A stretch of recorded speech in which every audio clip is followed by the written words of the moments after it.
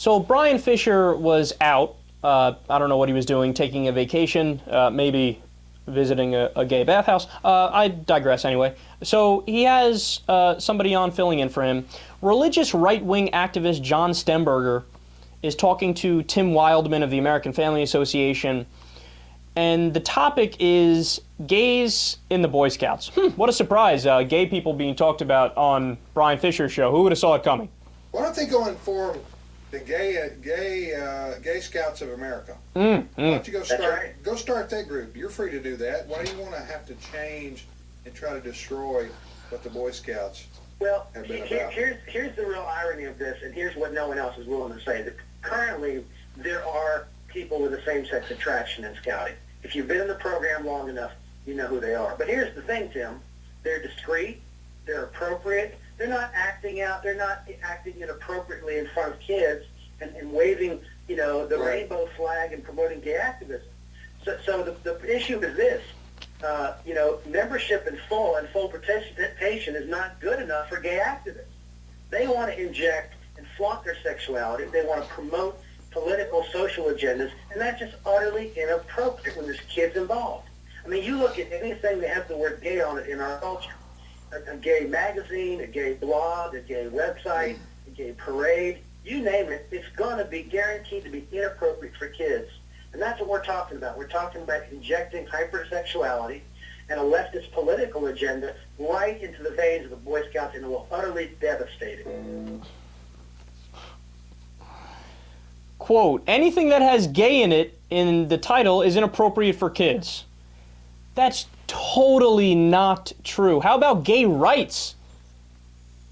It has everything to do with legal protection and equality and nothing to do with being inappropriate or sexual.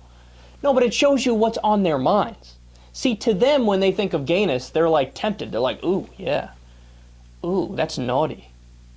Let's talk about it some more, but we can't do it in public because it's against our morals. No, there's plenty of things involving gay people that's not sexual in nature. At the end, when they say, quote, we're talking about injecting a leftist political agenda into the Scouts, realize something. That is the oldest conservative trick in the book. You say that liberals are politicizing something as you are in the middle of politicizing something in that very speech. There's nothing political about saying, hey, look, by default, everybody should be treated as equal as a matter of principle. So it's not like one group of people should have to repress their sexuality and not be normal about it. We should just treat everybody as equals. But what actually is political is when they say, no, let's continue to discriminate against this one group of people arbitrarily. You're the ones being political, not us. And in the middle of the clip, he's like, why can't you just stay in the closet? I don't get it. We have gay people in the Boy Scouts. They're just not allowed to talk about it. Well, what's the problem? What's the problem? And the worst part of all is why don't they just form the Gay Scouts of America point. So we're back to separate but equal in the year 2013.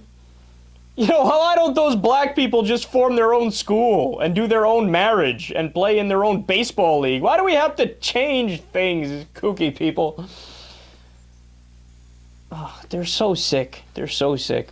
And the overall point and the main theme of what they're both talking about there, it's beyond pathetic because it shows that they're incapable of doing basic self-reflection to realize how clownish they look.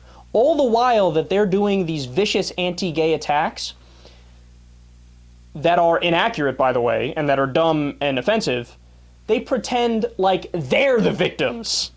Like, oh my God, these gay people, they have the boots on the necks of us and we can't get away from them in the Boy Scouts and they should just know their place in society. I love it because that's the same argument that Rush Limbaugh makes at a national level in terms of politics. Like, we're supposed to respect them for being gay, but they can't respect our anti-gay beliefs. So who's really the one that's oppressed?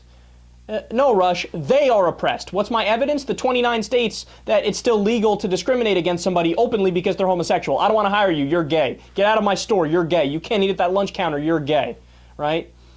the fact that the overwhelming majority of states in the United States of America, what do we have? Only 12 states now that legally have gay marriage. So they don't get the same rights. But no, Rush Limbaugh is the one who's being discriminated against because we don't tolerate his intolerance. Yeah, Rush, we don't tolerate your intolerance the same way that I didn't tolerate the idiots who said interracial marriage shouldn't be allowed.